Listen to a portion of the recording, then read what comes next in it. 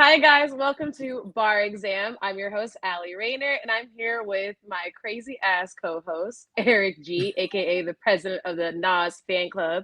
If you didn't know, now Lord. you know. And Mr. Marcus TV. He is the biggest Glorilla fan. So do not say not a nan word wrong about her, okay? Not a single word. Say hi, Marcus. I'm from Memphis.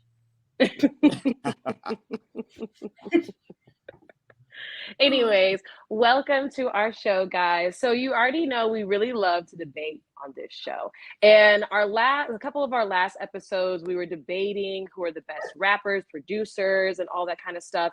And it made us think about who are the best CEO slash moguls and who are the biggest artists from their teams. So when you think of people like that, we're thinking of like Wayne and Drake. We're thinking of like Jay-Z and Kanye. So Jay-Z, being the mogul, ended up helping Kanye become an amazing artist and an amazing mogul himself. So that's kind of, what we're thinking of, that stay within that vein kind of a thing. So let's get into it, fellas. What are your guys' first picks when it comes to CEO slash moguls and their amazing artists? What do you guys think? I mean, Go ahead. for me to just kick it off, I'll go with Lil Wayne and Drake. Just to like kickstart us off. So for me personally, I just remember when Wayne was like basically super white hot, like right around 08, 09, like when he was like basically like the hottest thing smoking around this time. And he had a few artists that were bubbling under him. Like he had the Young Money thing that was going on for a little bit. Like he had people like Currency that had came through. Like he had a few artists, but then the bigger that he got, I think the broader his eyes got as far as the type of artists that he wanted to bring in. And so first you start kind of hearing rumblings about this new rapper girl named Nicki. And we start seeing her pop up on a few mixtapes and things like that. But it wasn't until Drake really got on board, like right around that era when So Far Gone was first coming out. And when his debut first came out, like right around that time that like the Young Money train was like really rolling. I think that Wayne really flexed and showed his muscles about how he could really bring up another artist and make them just as big, if not bigger than he is in today. Like that's a real conversation today where you have to debate who is the bigger artist. And um I just remember when like they started like really clicking and finding their synergy, like right around the time that like the Young Money album came out. And then they were doing all those collabs with like DJ Khaled and all that kind of stuff. And then you get to Take Care, and then you get to the best song that to me that they ever did together, which is Hell Yeah Fucking Right. When you talk about that song and when you talk about how they were able to bounce off of each other's ideas back and forth like that, that to me just like solidified it right there. So yeah, for me it's Wayne as the mogul, as the Young Money mogul, and then Drake as the artist. Yeah, I totally agree, Eric. I'm so glad that you brought them up because it's hard not to when you're having this type of discussion.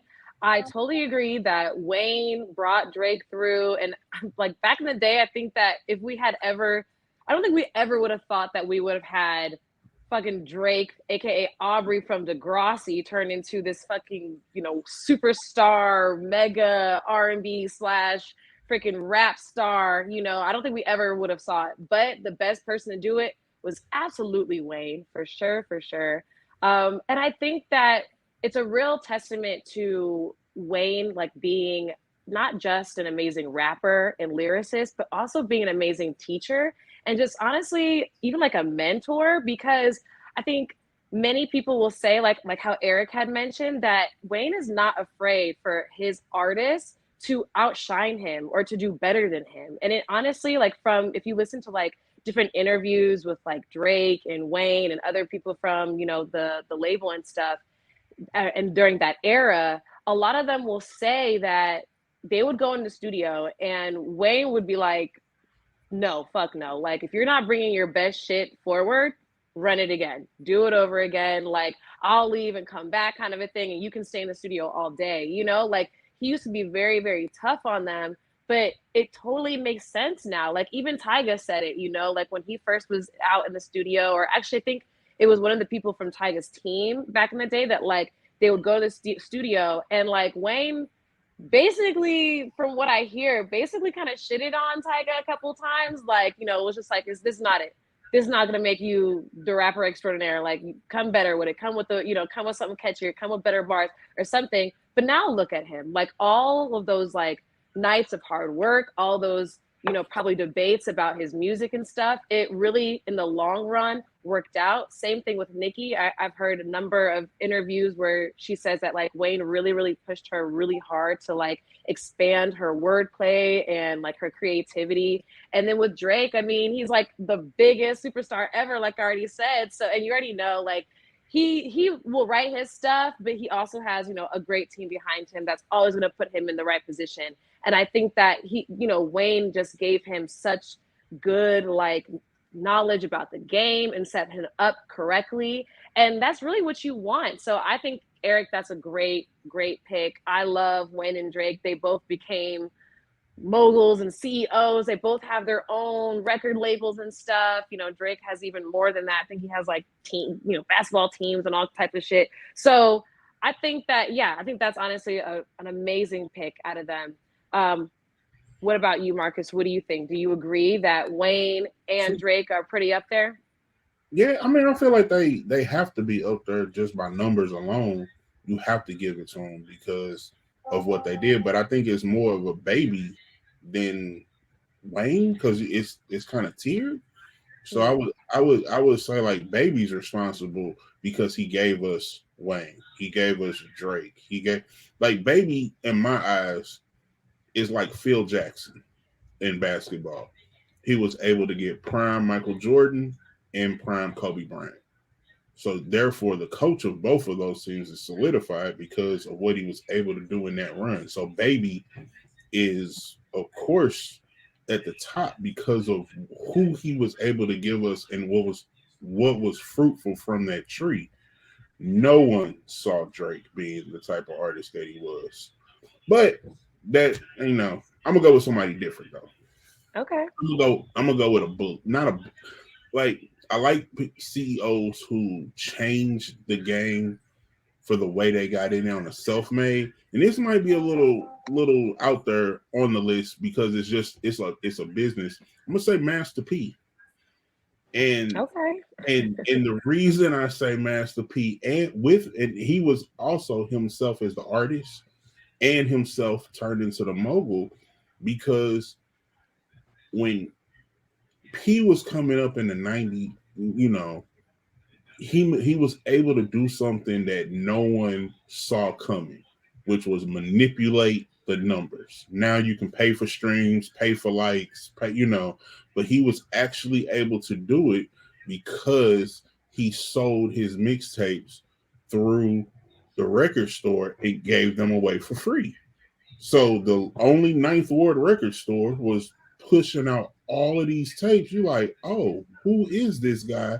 What is he doing? And he's just flooding the streets with numbers. But when analytics, they're like, well, in the 90s, he's doing 10,000 a week or 5, didn't matter what it was. That was how, and put him in a game to sell what, $18 an album. So every album he sold, he got $18. You do the math on 50 million albums. Wow. That's so crazy.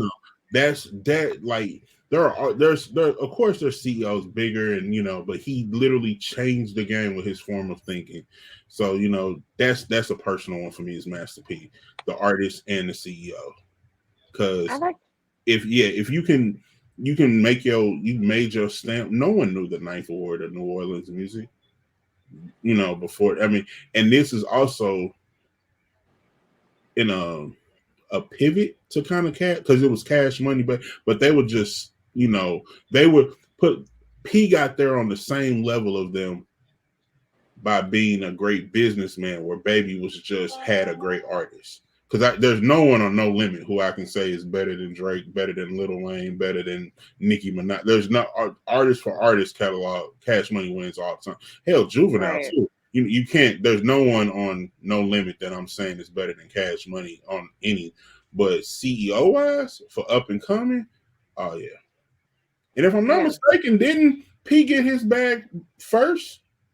He got Oh the yeah, I I think think he did. so. Yeah. yeah, he got the distribution deal, which you know, Baby took notice and was able to do something similar. But if I'm not mistaken, so P was first in doing that. So yeah, Yeah. Yeah. Yeah.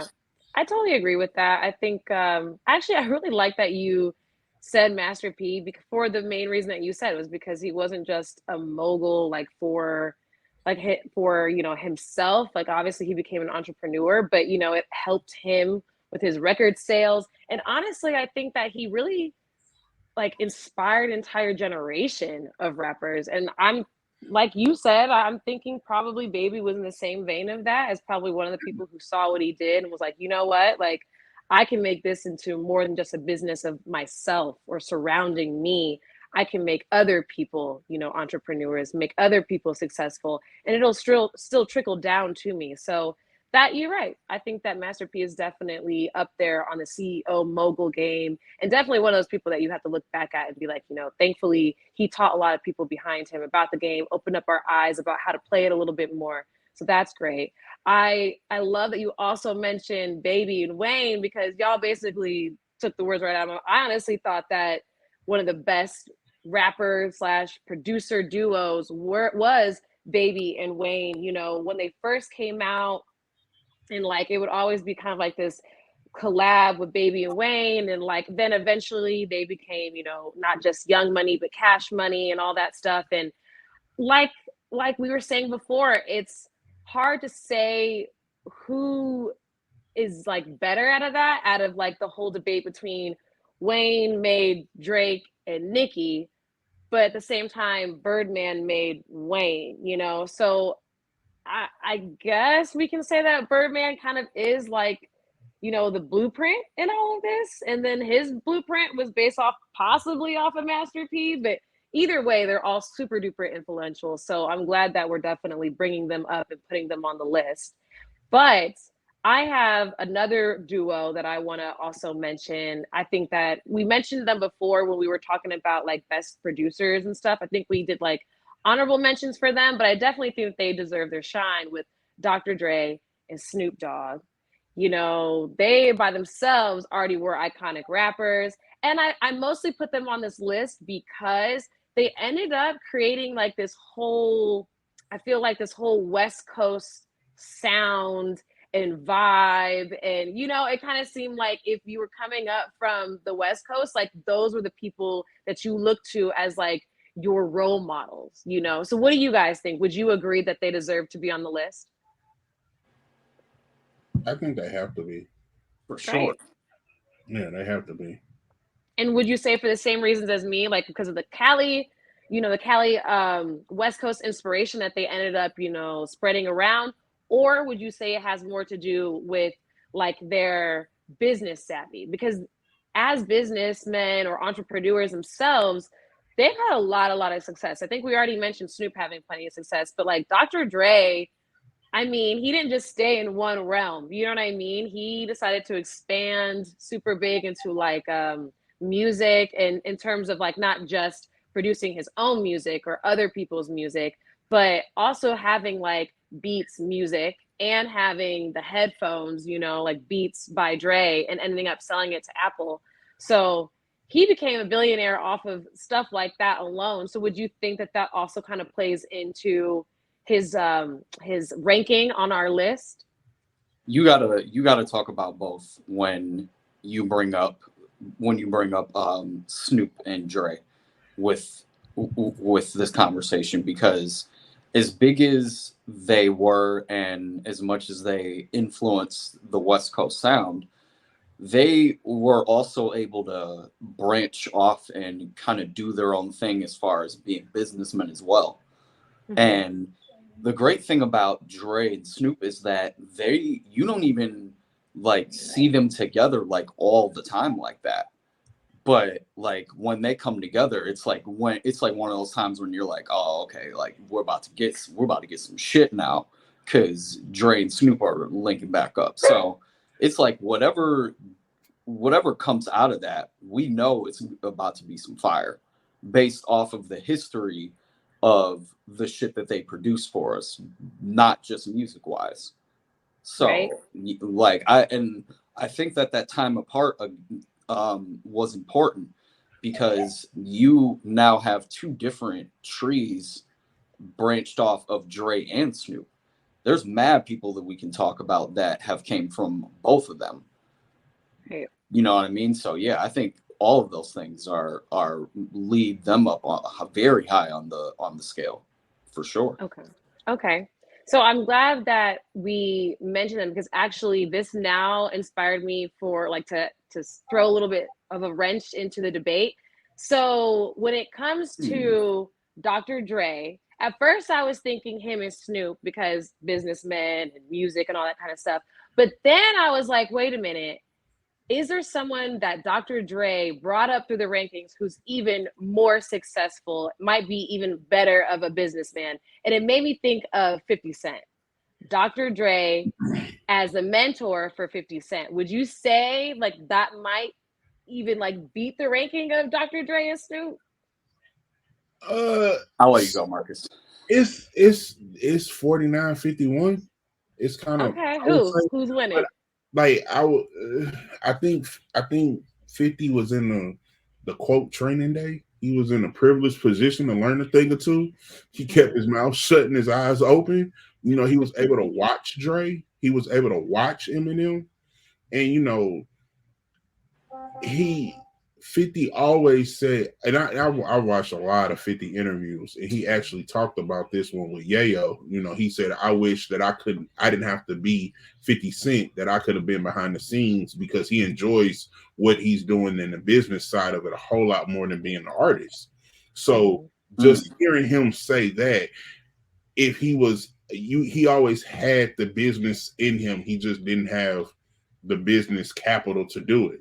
But what could he have got? So if think about if 50 Cent was just able to be behind the scenes and produce G Unit, and 50 Cent is Tony Yayo. We talk about a Tony Yayo career the same way we talk about 50 Cent. So it's all the 50 Cent songs become Tony Yayo's, and 50 Cent was behind them, and he came out of Dre's tree and then gave us the shows. You would probably put 50 on par with Dre, and you got to think about the vitamin water flip. You Yep. know, so if he was able, if he's able to manage that flip so early in his career, how many other flips would he be able to do that could have been, successful and beneficial, you know, early too? Because that's one thing that's constant on our list of the moguls. With the exception of Baby, they've all had a business flip that was just like, that was beyond crazy. Nas has done it with Ring. Uh, Chameleonaire did it with venture capital with a whole bunch of stocks. Who Juicy J did it with Core Water. All of these rappers invested early in quadrupled their bag or net worth overnight from an investment. So if 50 Cent was able to be behind the scenes, I think he would have taken what Dre did with beats and went above and beyond. Okay. So If he you think that like as a artist slash like producer and kind of being dibble dabbling in other things, he ended up kind of not in a way like stunting himself, but he could have been like a billionaire. Like he's already a millionaire. He probably could be as big as Dr. Dre is what you're saying if he was Yeah, more, I mean, in the background. for lack of a better reference, he's the hip hop version of Tyler Perry right now. I Hmm. mean, I never thought of that. the shows he's produced. Tyler Perry had all of these plays that he just flipped into movies. Yeah. 50 Cent has all of these stories that he's flipping into shows. Hmm. you know, and it's about a culture that he's from, so he's able to tell the BMF, the authentic BMF story, the power story, the fake, the fictional story. I mean, who know, like what he's going to be able to achieve on TV in the next 10 years. I think he will. I don't want to say surpass Dre, because Dre is still always going to be Dre, but I think I think he can. I'll put it like this: I think he can take Diddy's spot. I think what 50 Cent can do can take over Diddy in Revolt. I'll say that. Yeah, I totally think that that's what he's trying to do. I can't Yeah, even lie. For sure. For sure. I can say he's coming for Diddy's spot. Like, he's not there yet because he doesn't have his own network. Like, you Right. know, But but he's close. He's got the content, so we'll see. He's got the ideas for yeah. sure. Yeah, absolutely. All right. Eric, do you have any other picks as your top CEO slash moguls?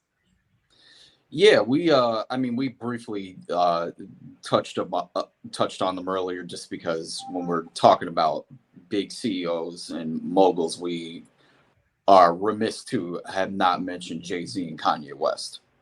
So Right. yeah, so let's dive into them. So That nigga crazy.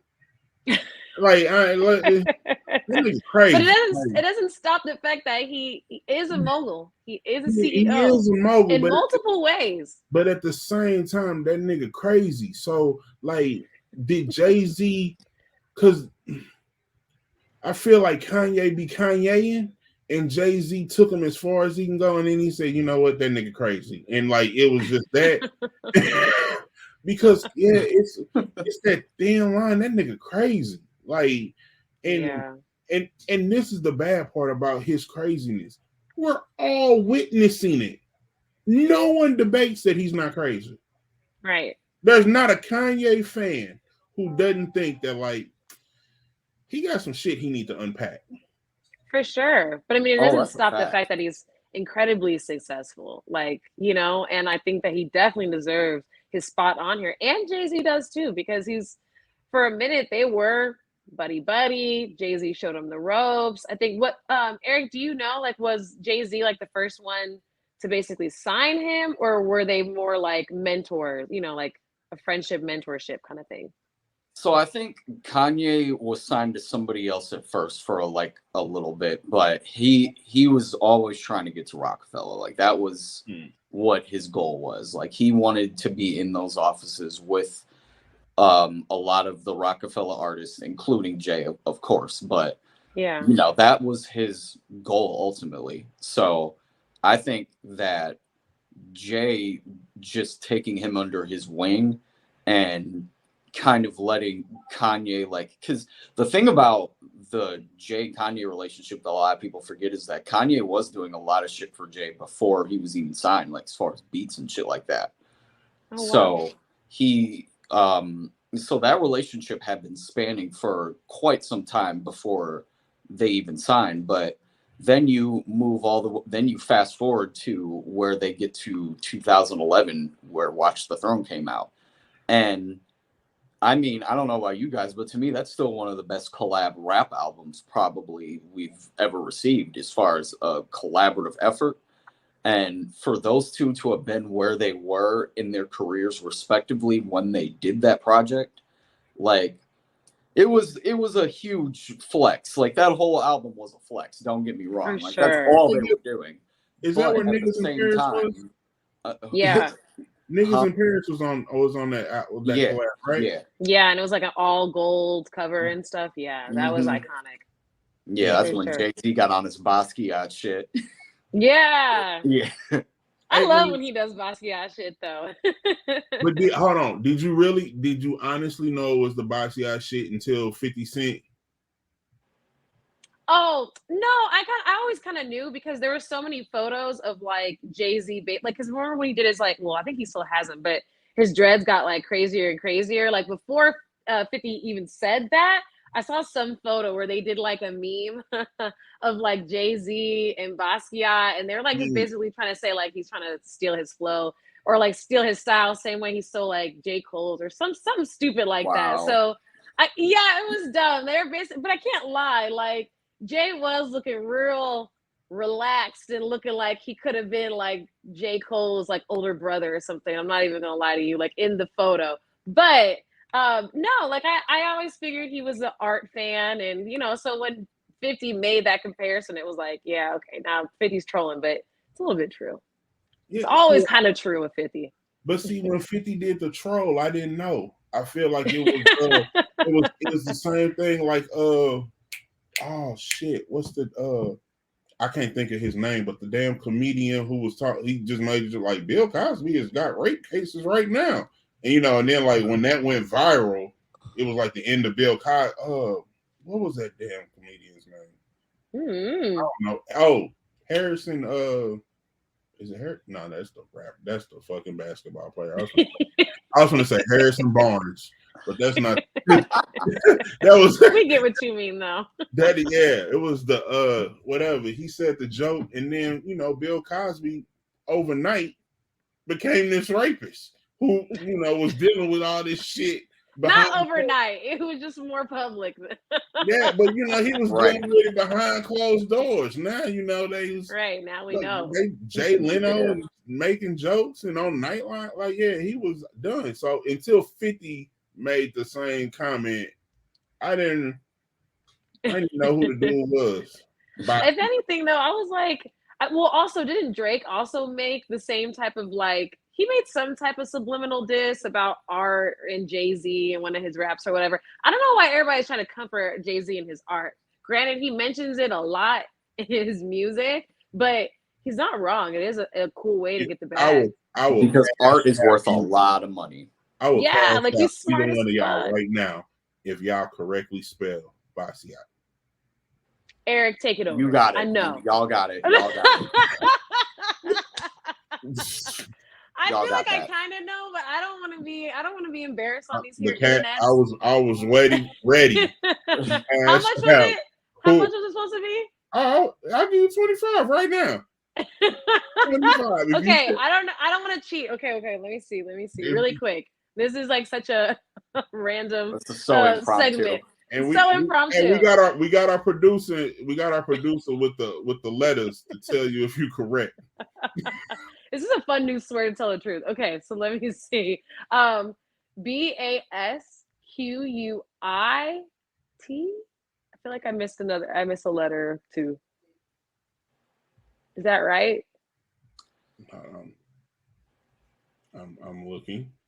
I'm gonna say, okay, here's my guess. I feel like I messed up at the end. Actually, no. I'll wait. Hold on. Say it again. Say what you said again. I think it's Basquiat.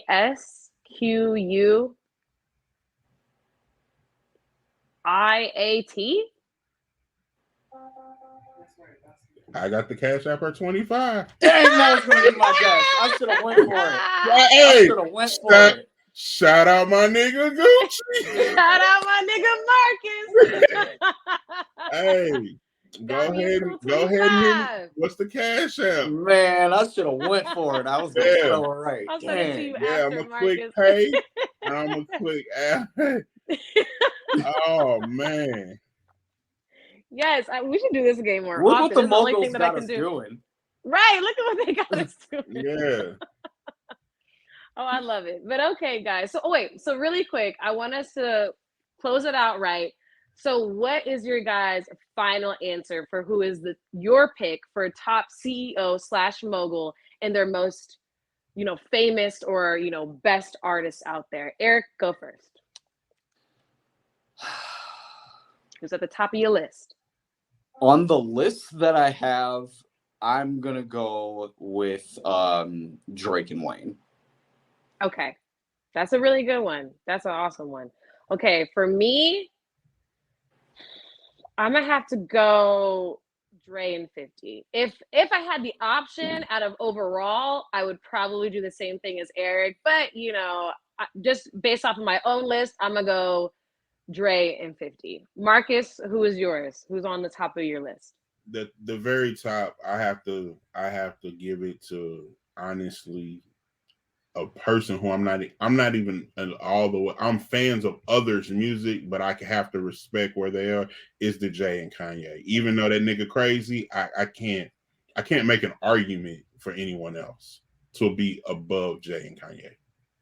All right, I hear you on that. Okay, guys, so that is our show for bar exam. Those are our top picks. Sorry, I was gonna say like those are our top, sorry, my bad. I messed it up. But you guys get it. You guys get what I mean. Those are basically our top picks. They were really good picks too. This was actually a really fun debate. I hope that you guys liked it. If you guys have any suggestions on what we should be debating about next, what should be coming up before the bar on our next episode, let us know in the comments and we will see y'all on the next one. Bye, guys.